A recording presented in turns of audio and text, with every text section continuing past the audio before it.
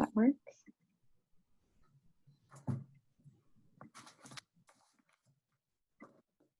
Okay. Hi, everyone. I really want to thank you all for being here and introduce myself. My name is Keyanna Taylor. I am a second-year graduate student at Baylor University, getting my master's in public health with a concentration in community health. And this summer, I did my practicum, aka internship, with Esperança and specifically with Anna and the surgical program. So the main two products that I will aim to complete in my practicum were one, to determine the cost effectiveness of Esperança's surgical program and how that can be improved.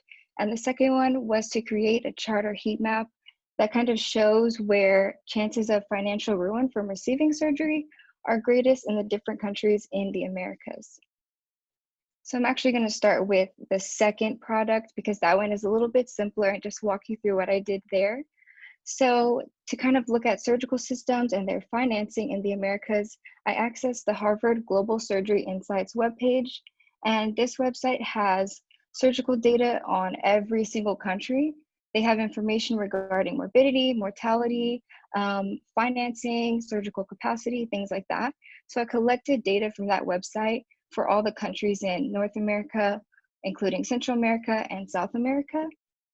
And the 8 variables there that I pulled from that website are right here listed. 4 of them come from surgical system preparedness, and then 4 of them are about surgical or health system financing. So these are kind of the variables that I was most interested in to look at risk of impoverishing expenditure or catastrophic expenditure that individuals might face if they need essential surgery. So if you look here, this is just a screenshot of where this data comes from on the website. This was pulled from looking up the information for Mexico specifically. So you can see these different variables here. And I pulled this information and made a heat map. And I did this with all of those 8 variables. So this is just one map that is showing the catastrophic expenditure risk. And so if you use these kind of slicers on the side, you can select a specific region or country in which you want the data for, and it will kind of pop up. And so there are 8 maps, one for each variable. And this is just to kind of help Esperança in planning efforts moving forward. They can look and see this data right here from any of these countries they might be interested in or that they're currently in. And they can compare against other countries and look at specific regions. So onto my primary practicum task, which was a cost effectiveness analysis. So kind of just to explain what that is, the CDC defines a cost effectiveness analysis as an evaluation that allows you to compare costs and also its associated health outcomes of one or more interventions.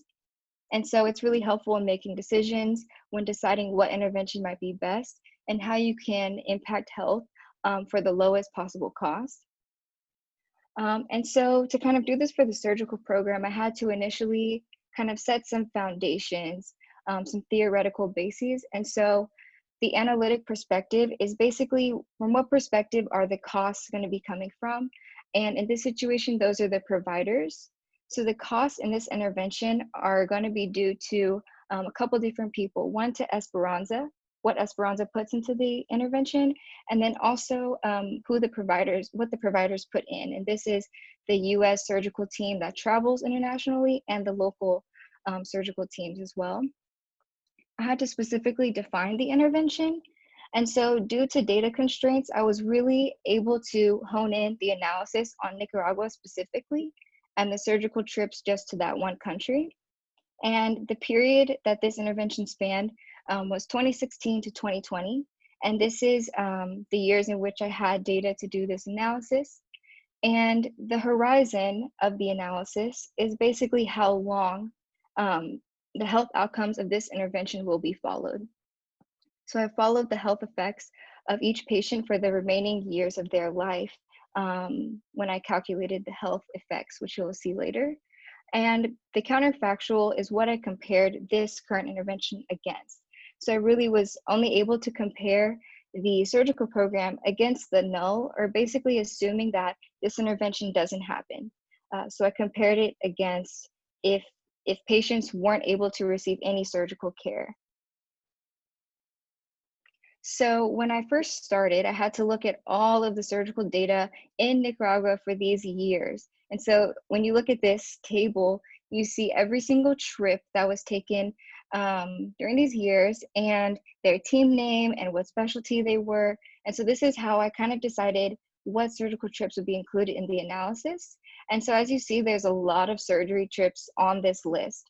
However, a lot of them had to be excluded from the analysis due to specific limitations in their data.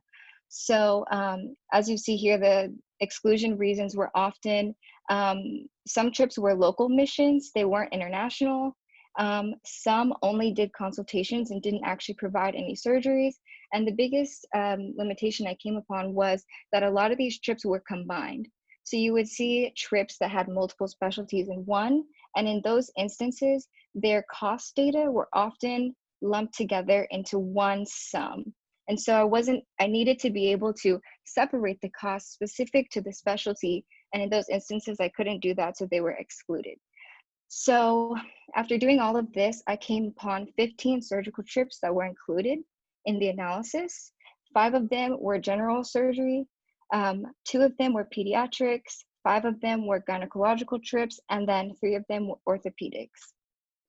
So you can see here that there are definitely more specialties that weren't included, but these are just kind of the primary ones that had the most amount of data to work with.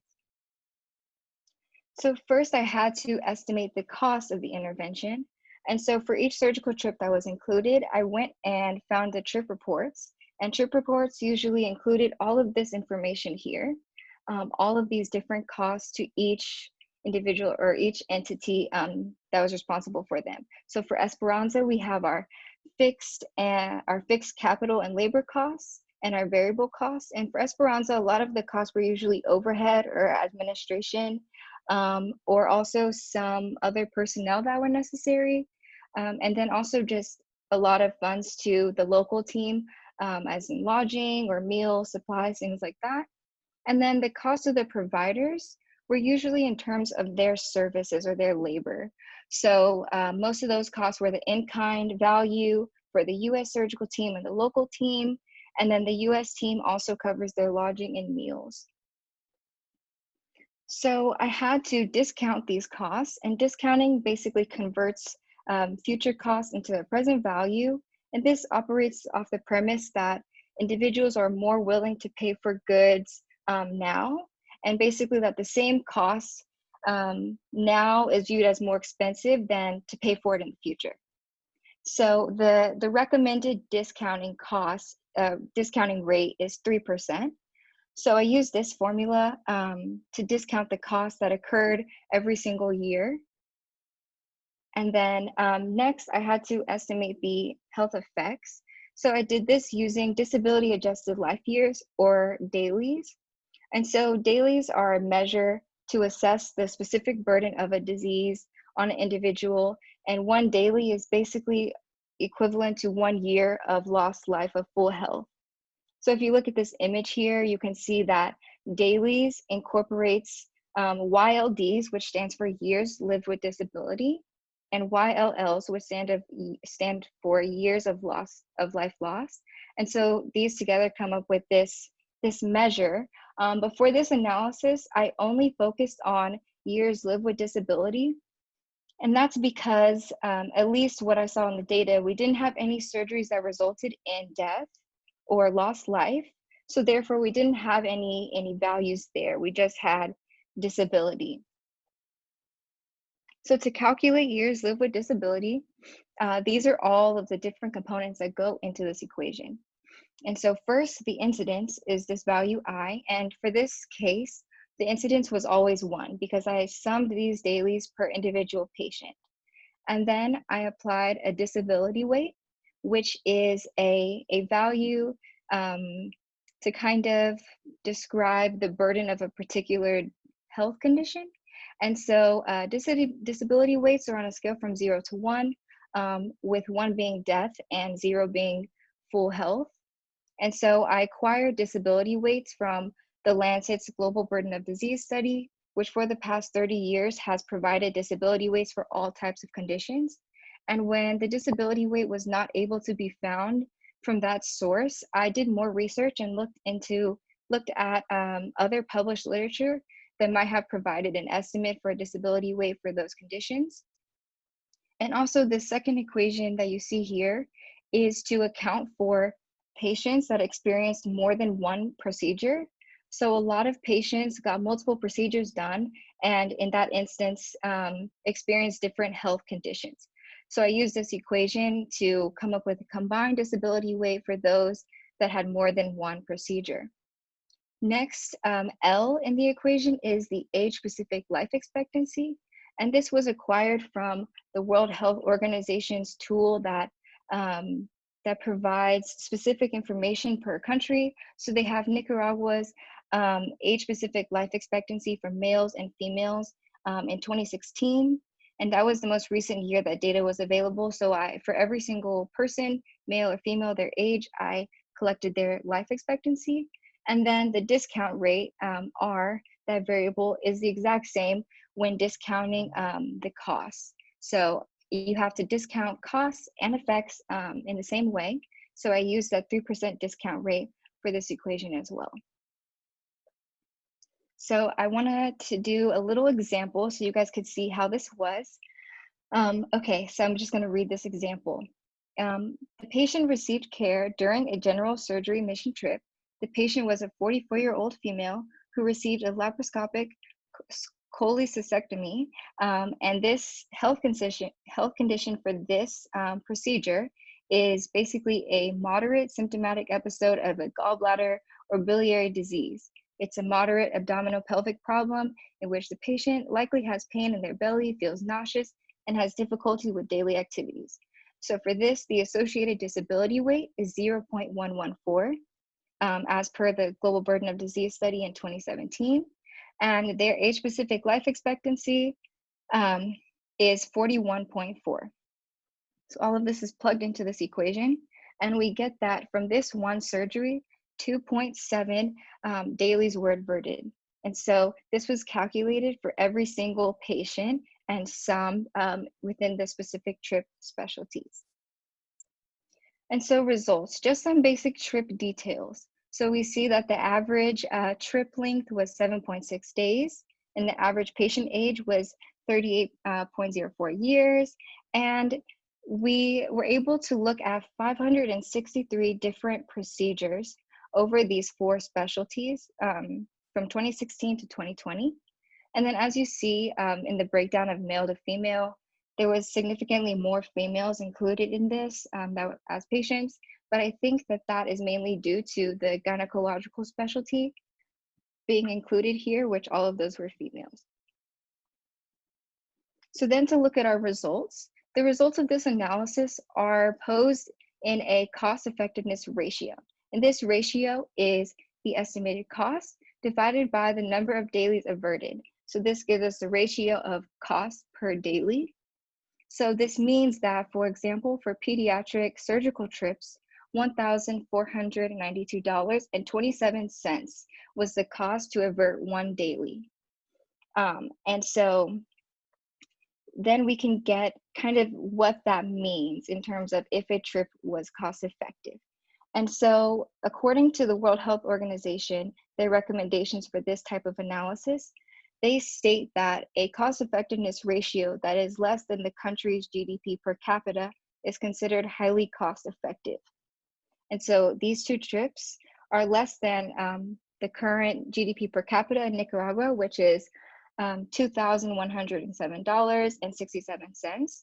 And then general and orthopedic surgeries were a little bit different, and that they still fit into the next category, which was that a trip is cost effective if their ratio is between 1 and 3 times of the GDP per capita.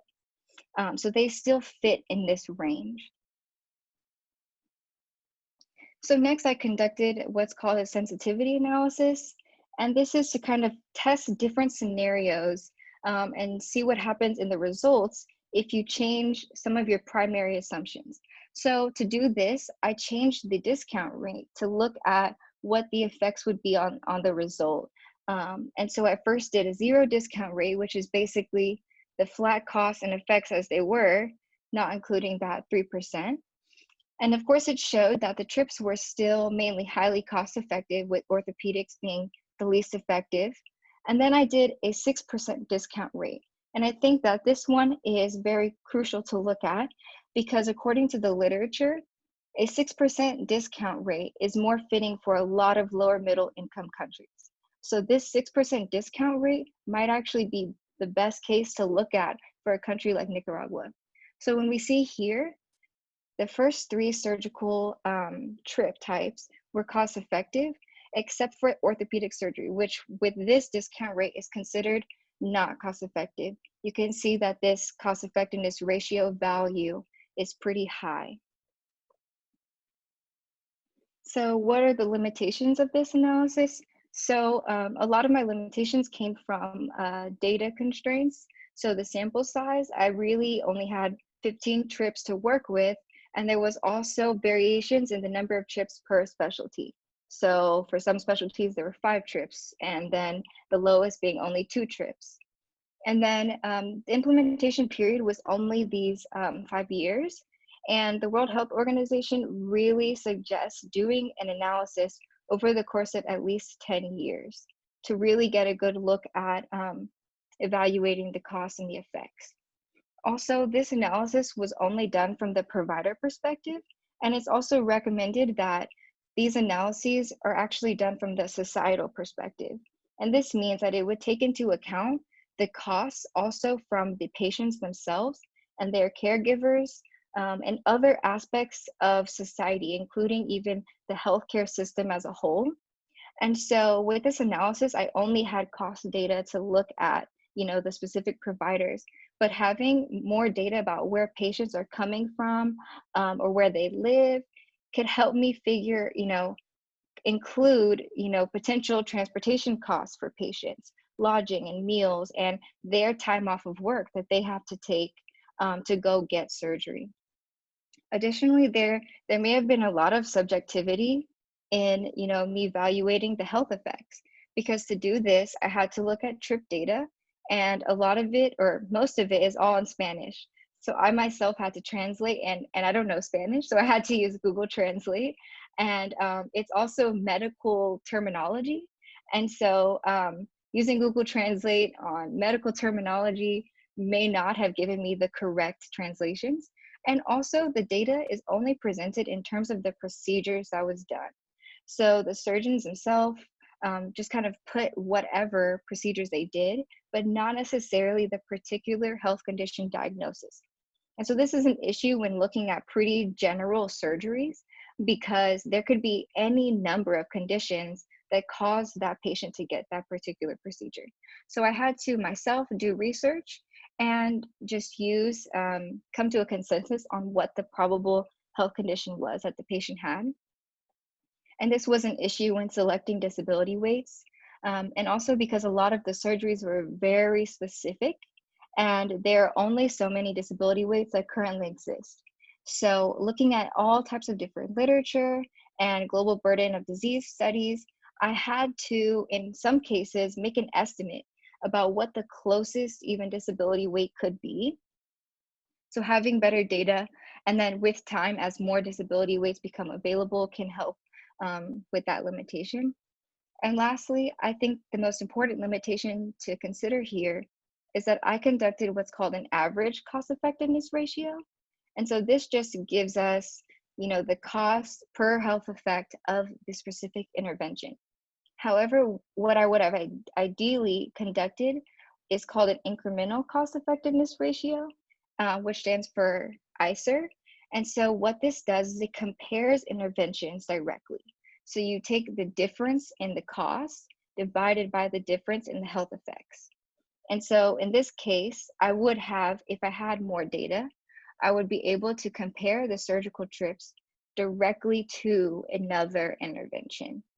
And I would have liked to compare it to the status quo, which is basically whatever the patient would have received regardless. And so whether that be the patient didn't receive treatment because they didn't have access, or if they would have had to travel further, but maybe access some type of hospital or a clinic. We would need a lot more data about the patients and where they live and the healthcare system to be able to do that. But it would be a lot more useful to look at this intervention in context of the current healthcare system. So lastly, my recommendations, and these are really tied into some of the limitations that I had. So my biggest recommendation would be to enhance data collection. So enhancing data collection, we would have more data on all types of specialties, and we would also be able to expand this to more countries. So I know that a lot of the surgical trips were mainly in Nicaragua. However, we also had limited data in Peru, for example, but the data was not really able to apply to this analysis. And then similarly, like I stated, the patient diagnoses and implementation period, the longer that Esperança does economic evaluations like this, we will also just be able to have a longer implementation period. And like I stated earlier, the patient and caregiver costs would also be important to widen this analysis. And then secondly, estimate the cost for the status quo. I think it would be really beneficial to get more information about the patients and where they are coming from and what care they would have potentially if they didn't have the surgical missions.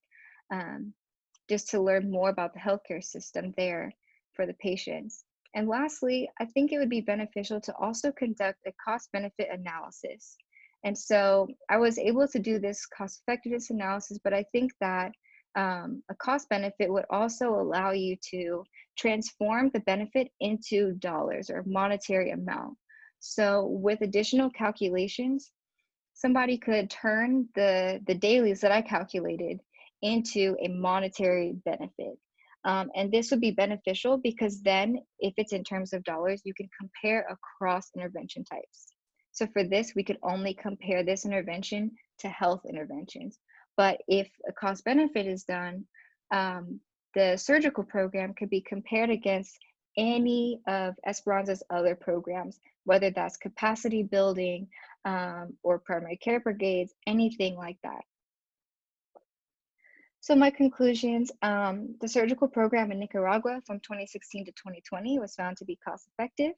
And the two most cost-effective surgical specialties were pediatrics and gynecology, and the two least cost-effective, while still being cost-effective surgical types were general and orthopedic surgeries.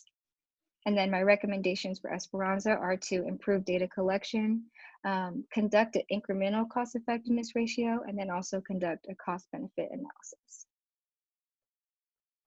So lastly, I just want to thank and acknowledge these people who really helped me with my project. Anna has been a great mentor and supervisor, along with Adriana. This internship has been really enriching. And then also Dr. Paltzer, who provided a lot of insight and support for my analysis. And then also just my program, Baylor University Public Health. Thank you, guys. Thank you, Keyanna. That was very informational.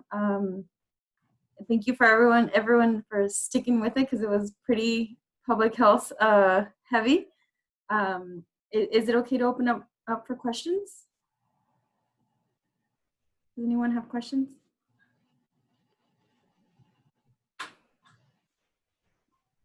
I always have questions, sorry. Yeah.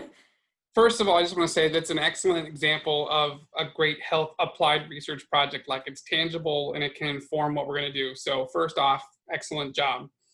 Thank you. Quick question, what did you, like, I know you're probably preparing some kind of report for this practicum, but do you have kind of the documentation side of what you did in terms of like what software you use, like the steps, all those types of steps, so that Esperança could put something together where we were able to do this kind of iteratively if the recommendation is to do it over 10 years? Yes, I have kind of created a pretty lengthy report for Anna. And then I also have shared with her the Excel spreadsheet in which I did all of this in. So it is pretty large. It has all of my data for every surgical specialty and then all of the specific costs. So she has all of that information to pass forward for future economic evaluations there. Awesome. And then the follow-up question is, so you say more data. Do you have like the specific things you want us to capture? Because if I envision this, it's like, okay, if we want to know more, you tell us the columns you want us to add, like write that out, and then we can see how much is possible to capture if we want to do a more robust analysis like you recommend.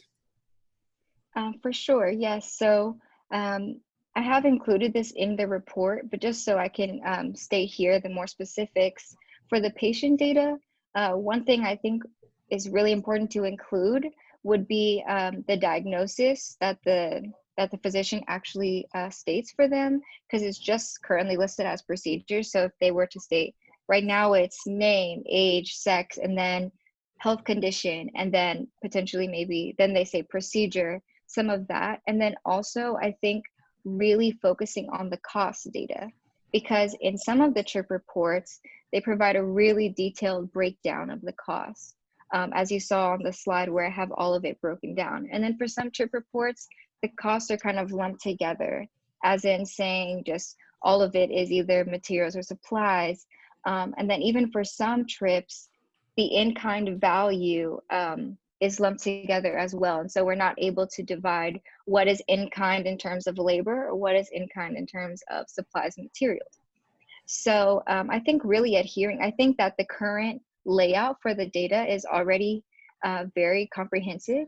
Just adding in one or two more things and making sure that filling those out is very adhered to during the surgical trips, which I acknowledge can be a lot because it's often a lot of patients and a lot of different costs that go into the trips.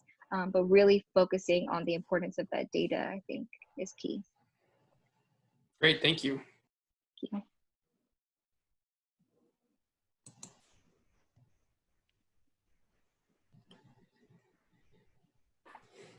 Maybe this is a question maybe for Keyanna, but then also maybe for Anna in terms of using the null as a counterfactual for this. What is the likelihood that some of the patients would have received other types of care if it weren't for the surgery received for Esperança?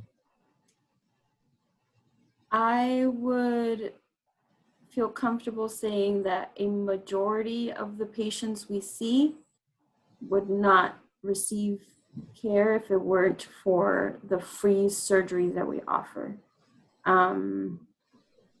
I don't have any specific data on that though, but it's all anecdotal.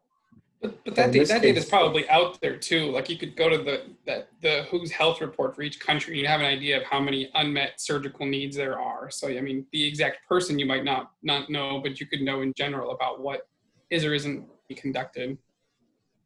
So in this case, using the no, even though it may not be perfect, it's still a reasonable comparison. Mm-hmm.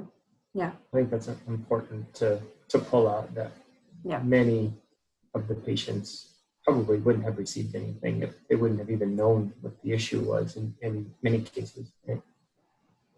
And I think it's especially more so the case in Nicaragua. We have a lot of people that come from really far out, and because our partner is so well known there, the surgical program is more established there. People kind of wait out to hear, hey, Esperanza's doing missions, and they hold out for us. Was it surprising for you to see the differences in cost effectiveness ratios by specialty type for those 4 specialties? Or did it yes kind of make sense with what you see? No, I'm not surprised by ortho. When you increase the rate to 6%, which you're gonna have to just explain that a little bit more in detail offline. But when you increase it to 6%, I was not surprised by ortho because they're so equipment heavy and it is really expensive. So I wasn't surprised by that. And then, I was hoping that everything was cost effective. So it's, it kind of is very validating to the work that we're doing. And I think it will definitely inform our priorities moving forward. In coupling what we've learned now with the needs on the ground and figuring out, the best way to move forward. Thank you for this opportunity. Keyanna, great job. Thank you. Any other questions?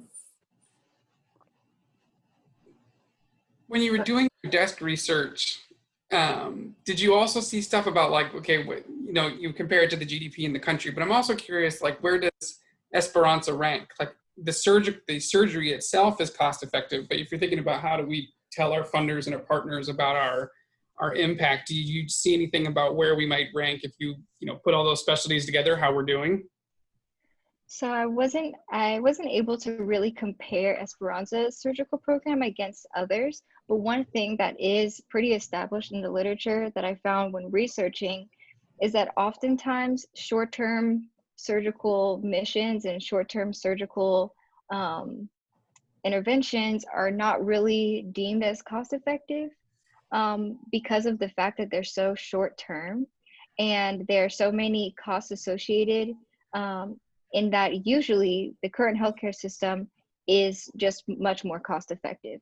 But of course, we know that to be an issue in places where people can't access the usual healthcare system. But one thing that also does make programs, better or more comprehensive to address this issue is if they're able to also contribute to capacity building in some way. That also just makes them so much more effective overall, and not just in terms of, you know, providing healthcare short-term benefits due to these surgeries or being cost effective, but they're able to then in turn contribute to the system and create long-term changes. So that's one thing that I think sets Esperanza apart, is that a lot of short-term missions or organizations that do them don't incorporate some type of capacity building. And in the surgical program, Esperanza, of course, as you know, also does training and consultations. And so they're doing these other things that are also slowly working to build the capacity of the countries they're in. So I think that that does add to this analysis. And of course, we see that in the numbers, it's cost effective and it's improving people's health, but it's also slowly improving, or hopefully slowly improving, the current system in the country. Thank you. Of course, thank you for all these questions.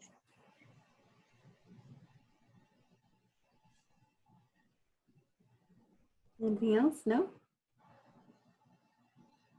Well, I have some really in-depth questions to ask you, but I'm not gonna drag everyone else through them. So if anyone wants to stay and geek out and like really in-depth public health stuff with us, you're welcome to stay. But if not, then you're also welcome to leave. Thank you so much to our board members that were able to join today, all our staff.